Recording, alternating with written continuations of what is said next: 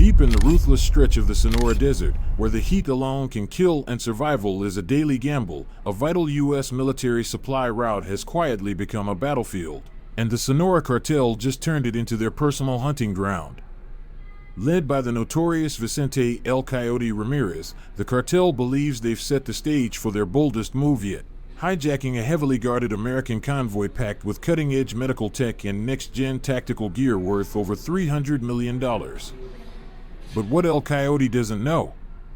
This isn't just another convoy, it's bait. And the ones watching are far more dangerous than he imagined.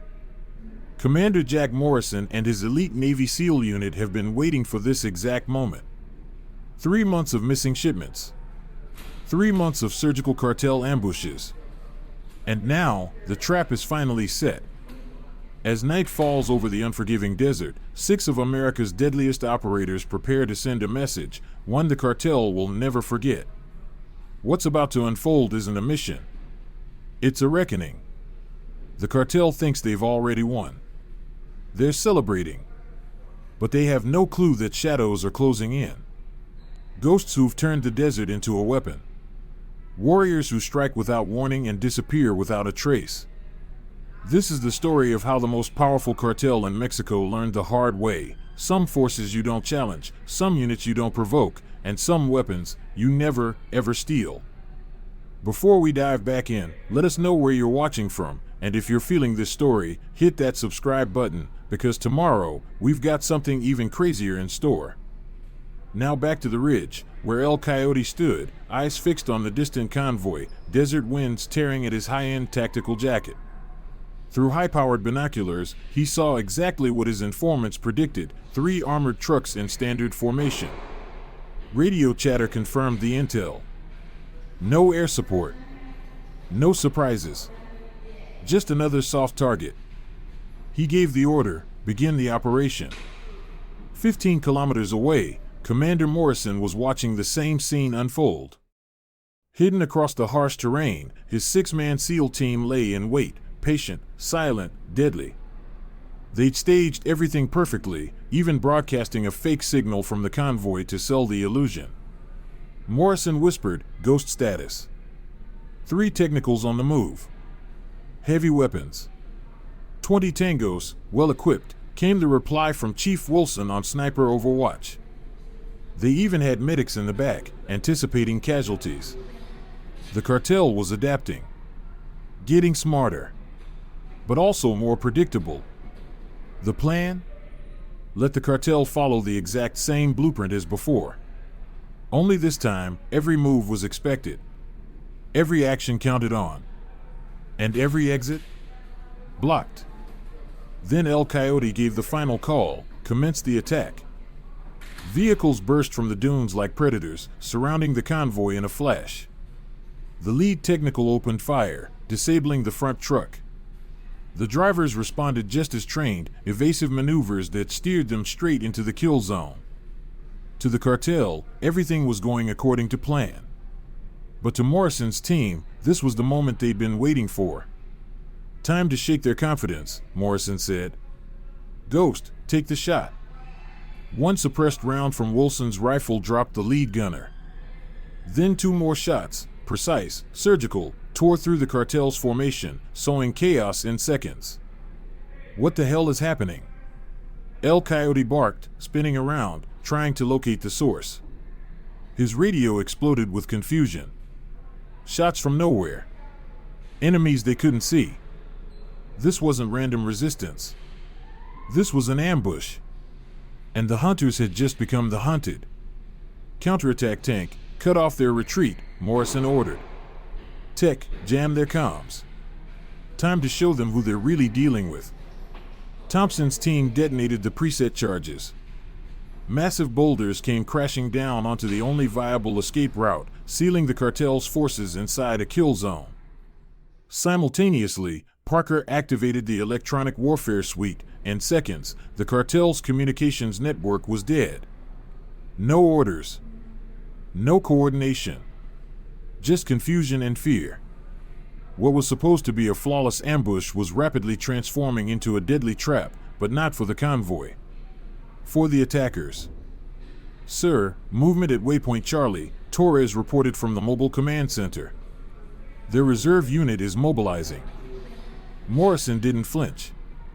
Right on time. Give El Coyote something to chew on. Execute Phase 2. Then, the ghosts began to move. The SEAL team spread through the desert like shadows, striking with silent precision. Each move dismantled a vital piece of the cartel's plan. Command posts, munitions, vehicles, radios. One by one, systems fell, not to kill, but to disarm, disorient, and dismantle. This wasn't about a body count. This was psychological warfare. And El Coyote? He could only watch in disbelief as his master plan unraveled. These weren't standard soldiers. The timing, the precision, it was too surgical, too calculated. He had read reports about elite American units operating like this. He had dismissed them.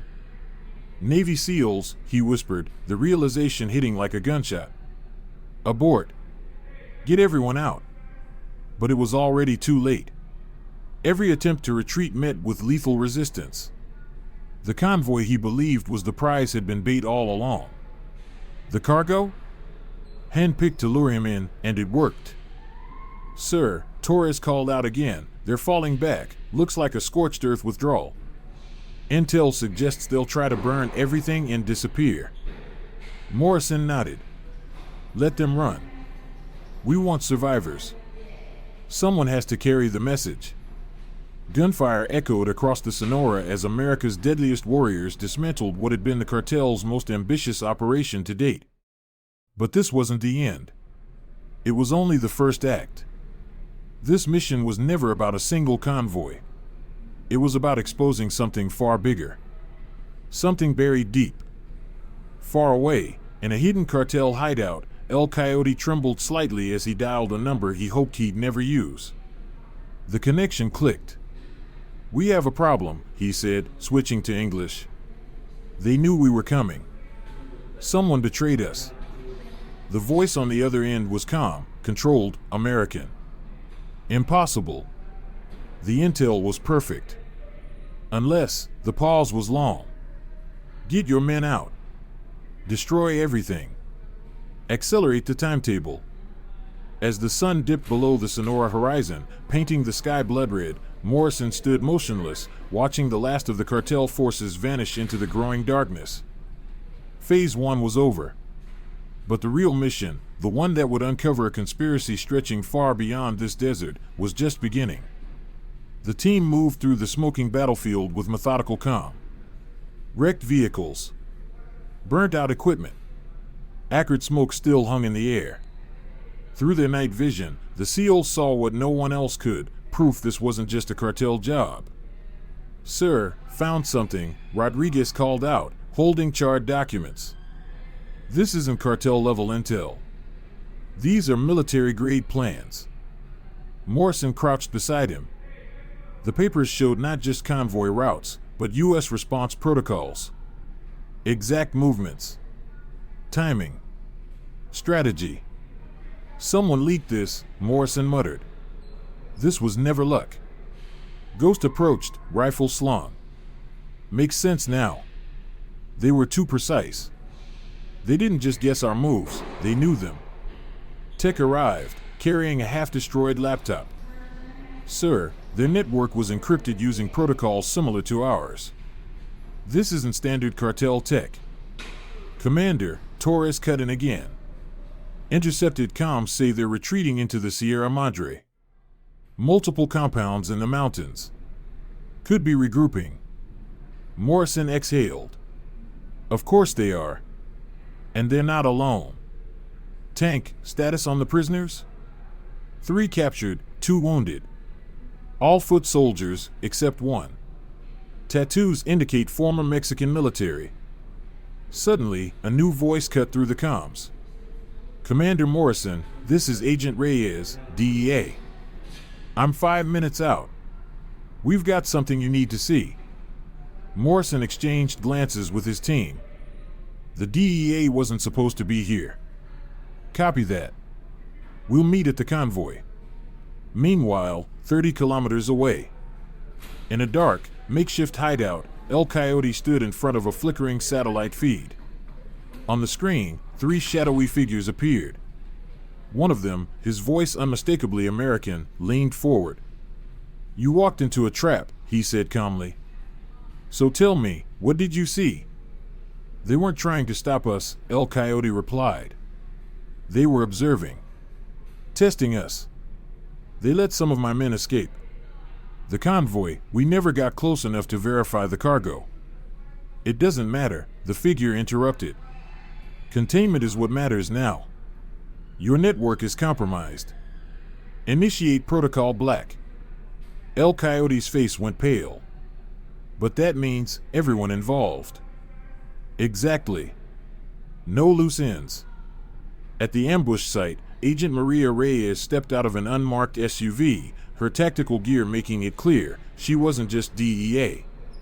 She carried a thick folder under one arm and moved like someone who'd seen more than her fair share of black ops. "Commander," she greeted Morrison, 3 months of chasing these hijackings, and you cracked their pattern in one night." "Impressive." "We had good intel," Morrison answered cautiously. "Better than you think," Reyes replied, opening the file. What she laid out shifted the mission entirely. These convoy attacks weren't random. They were calculated tests, designed to map response times, logistics, vulnerabilities.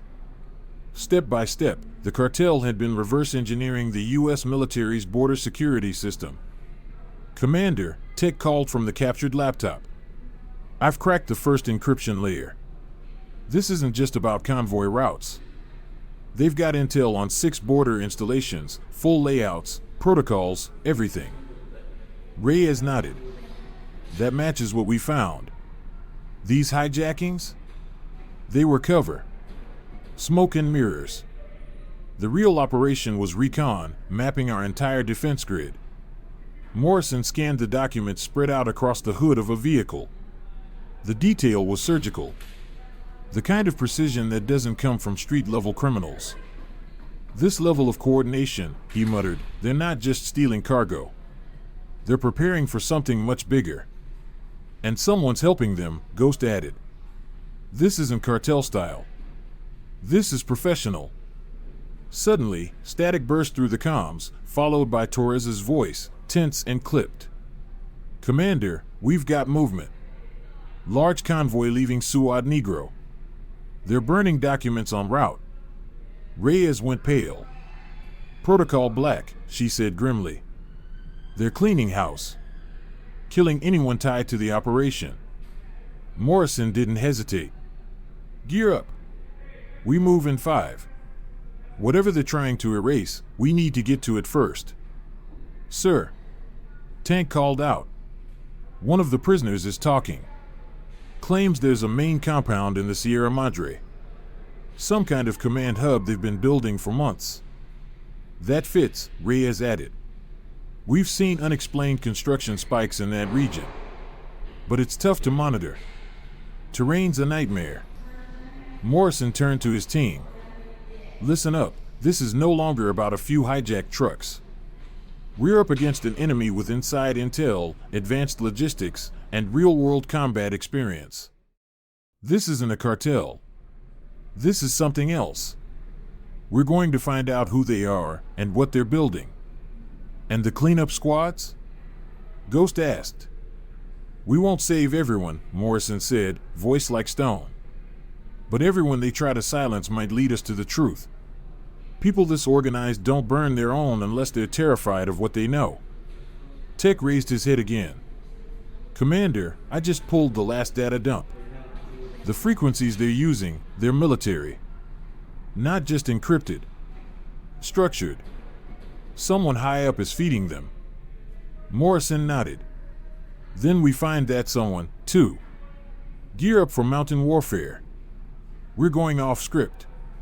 New playbook starts now." As the team loaded out, Morrison stared at the jagged ridgeline in the distance. Somewhere up there, buried in those peaks, was the truth. But first, they'd have to survive the climb. Torres's voice returned. Thermal scans show multiple vehicles converging at a single location. And sir, they're torching their own people to keep it secret. Good, Morrison growled. That means we're close. And people who panic make mistakes. The team slipped into the night, leaving behind the desert battlefield for the jagged silence of the Sierra Madre Mountains. The cartel thought the high ground would protect them. What they didn't realize: altitude only makes elite hunters more lethal. If this story's got you locked in, hit that subscribe button and tell us where you're watching from. We're just getting started, because in the next chapter, the mountains will speak. And what they reveal could change everything.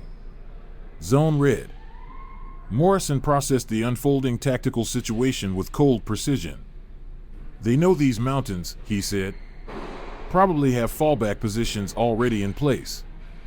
Ghost, I need a way around their line. Already working on it, sir, Ghost replied. There's an old shepherd's path half a click east. It's steep, but it'll get us above them. Meanwhile, deep inside the cartel's hidden mountain facility, El Coyote stormed into the main control room, his usual calm shattered. They followed us, he shouted. Somehow, they followed us. But the chaos outside stood in stark contrast to what lay inside. Modern equipment. Cutting-edge security. Personnel moving with military discipline.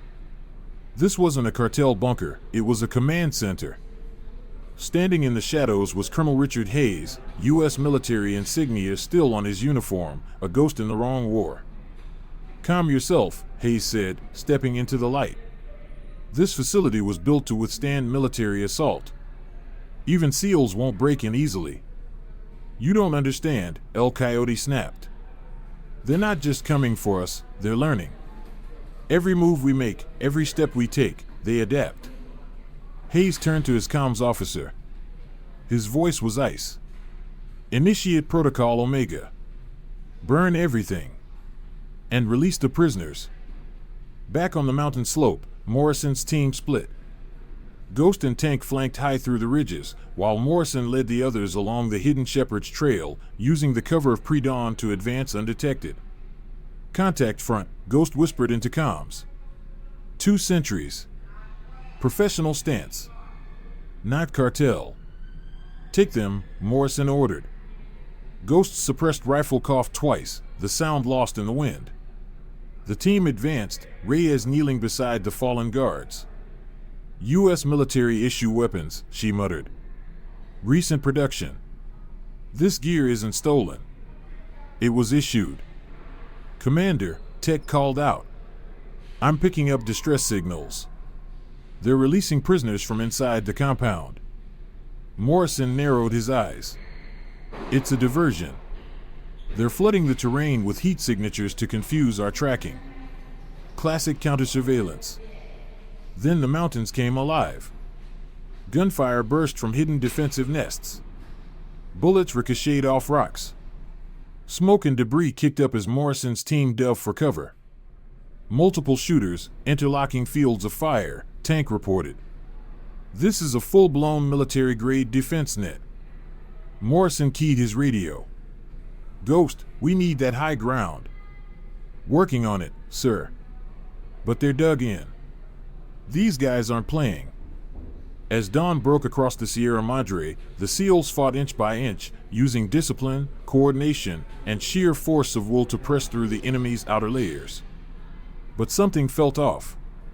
Commander, Torres radioed in, multiple vehicles leaving through concealed exits. They're heading deeper into the mountains.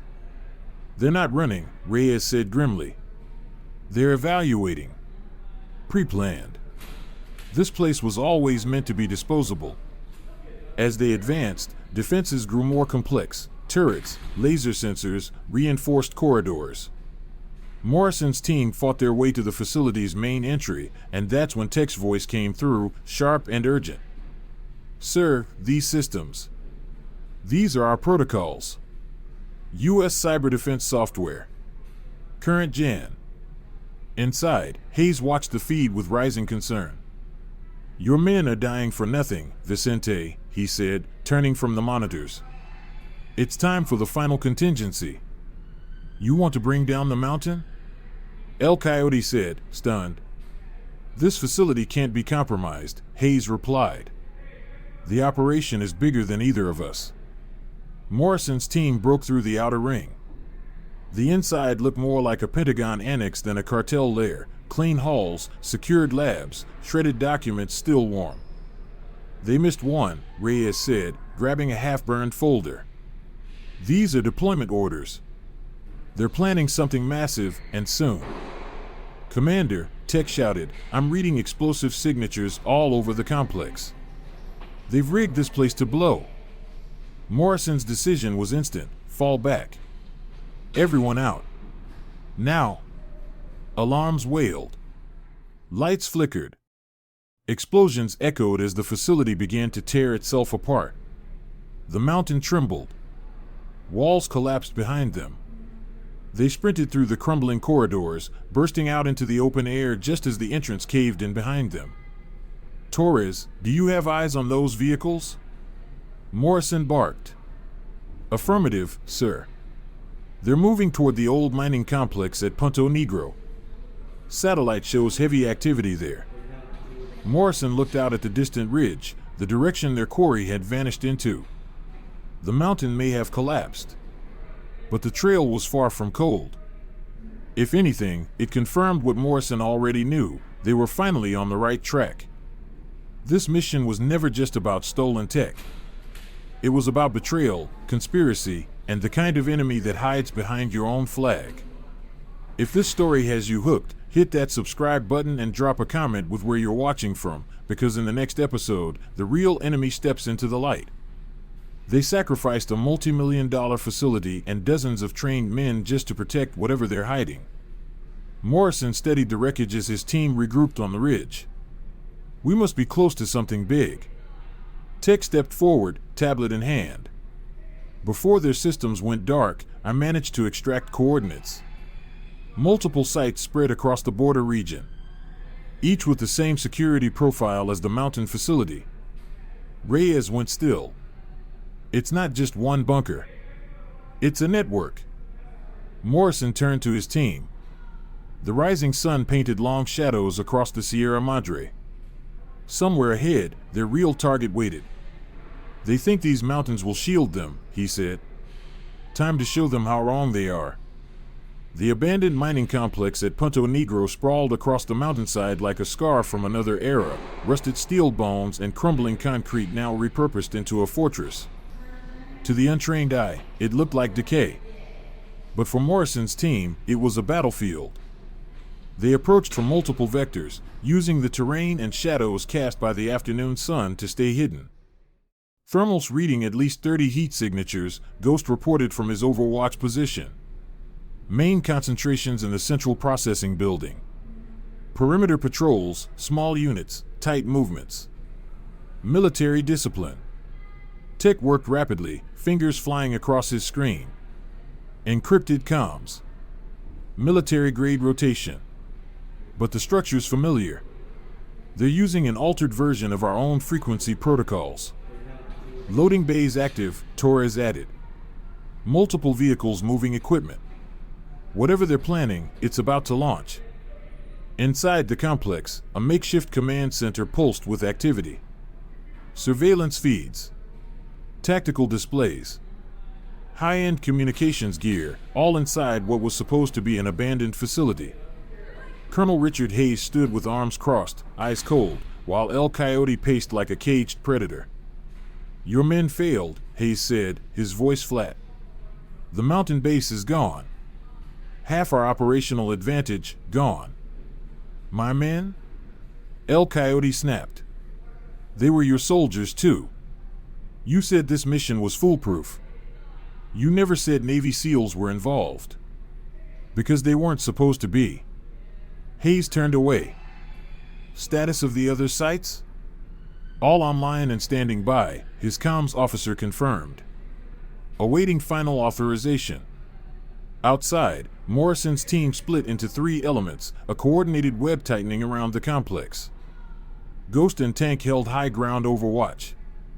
Morrison led the primary assault, with Tech and Rodriguez providing tactical support. Reyes, what are we looking at here? Morrison asked, eyes scanning the blueprints on her tablet. This was one of the largest silver mining operations in northern Mexico, shut down in the 80s. But the tunnels go deep. Some connect to other mines near the border. Perfect for smuggling or staging a cross-border op. Ghost, status? Sir, I've got eyes on Hayes. Second floor, main building. He's here. That confirmed it. A full-bird criminal embedded in cartel operations. This was bigger than any of them imagined. Commander. Tech interrupted. I'm getting strange power readings. Massive output, but it's not tied to any grid. This place has its own supply. They're planning to stay, Tank said. This isn't temporary. This is infrastructure. Inside, Hayes' patience was fraying. They're out there, testing our perimeter. Your so-called army isn't holding them, Vicente. Then maybe it's time to unleash the special units, El Coyote offered. No, Hayes snapped. Those are for the primary ops stick to the timeline. Seal the lower levels. If they want in, they'll have to go through the front. Morrison's team began their final approach, ghosting through the ruins. Years of combat training guided them through choke points, sniper alleys, and kill zones. They knew what this was, a classic death funnel. Sniper nests located, Ghost reported. Interlocking fields of fire. They've mapped every approach. Sir, Tech called out. Intercepted chatter says they're moving gear through the lower tunnels. But we don't know what it is yet. It doesn't matter, Morrison said. Hayes and El Coyote are the priority. Before they torch the rest of their secrets. Reyes, your call, he added. This is your jurisdiction. Alive if possible, she said. We need to know who's pulling their strings. The assault began with silence. One by one, Ghost took out the snipers, precise, calculated shots. Each elimination created a gap. Morrison's team surged forward, filling those gaps like liquid steel. Shadows on the move. Contact front. Tank shouted. The first real wave of resistance hit hard. The firefight was brutal. Up close. Personal. Both sides fought with discipline. Training. These weren't cartel thugs. These are soldiers, Morrison muttered. Real ones. And somewhere inside that mountain, at the heart of this operation, was a secret so dangerous they'd sacrifice entire facilities to protect it. And Morrison wasn't leaving until he found out what it was. If you're still with us, hit that subscribe button, because the next chapter will blow the lid off everything. Drop a comment on what you think Hayes and El Coyote are hiding. Because this conspiracy? It's only just beginning. Inside the fortified data vault, Morrison and his team confronted the mastermind, a former CIA deputy director, now caught red-handed at the helm of a sprawling covert operation. Quantum servers hummed behind him, already transmitting sensitive intel to foreign endpoints. Step away from the console, Morrison ordered. It's over. The deputy director barely flinched. You don't know what you're interfering with. This isn't just national security, it's global stability. Tech, already inside their encrypted systems, interrupted. We're not trying to stop the upload, we're tracing the flow of money, shell companies, and foreign links. And sir, we have everything. Across their comms, Torres confirmed, Chinese operatives are pulling back. They know it's over. Surrounded by elite forces, the deputy director finally broke. You only have fragments. That's why we're not doing this alone, Morrison replied. Other teams are already hitting your sister sites. Your entire network, private intelligence, off-books operations, staged crises, has been exposed. Military teams moved in, securing the facility. Tech confirmed, multiple U.S. officials sold access to foreign powers. False flag events. Infrastructure takedowns. All logged. All traced. And just like that, what began as a border ambush ended in the collapse of one of the most sophisticated coups ever attempted, powered by money, secrecy, and manipulation. But now the truth was out, and America had a chance to fight back. Morrison's team uncovered a vast contractor network that had quietly infiltrated U.S. institutions, defense, intelligence, finance, and media, trading national security for profit. These operations relied on predictable protocols, offshore accounts, and encrypted communications. But once exposed, military forces moved fast, securing data and collapsing their infrastructure. Civilian resistance surged, with underground networks mapping targets and helping dismantle the network from within. They discovered the contractors weren't just stealing money, they were altering minds. Using media and entertainment, they embedded psychological triggers that shaped public behavior, suppressing critical thinking and installing emotional responses. It wasn't just manipulation, it was cognitive engineering, tested for years and embedded across society. As raids expanded, financial records revealed how billions were laundered through legitimate channels. In Vegas, executives were arrested mid-meeting. In Hong Kong and Dubai, global hubs for arms and finance were breached. In Geneva, elite banks were found complicit in hiding and moving illicit funds. Every operation shared a pattern: centralized control, overconfidence, and the belief Americans wouldn't resist. But they did. Facility by facility, account by account, the truth surfaced. And now, with the system exposed and resistance growing, the real battle for minds and sovereignty was just beginning. Morrison's team executed a global operation to dismantle a hidden contractor network that had infiltrated every level of government, finance, media, and military infrastructure. Using legitimate covers, from corporate offices and luxury penthouses to banks, ports, and manufacturing hubs, the contractors laundered money, trafficked weapons, manipulated public perception, and built shadow command systems. Through precise coordination, Morrison's forces exploited internal protocols, disguised as auditors, technicians, and logistics partners.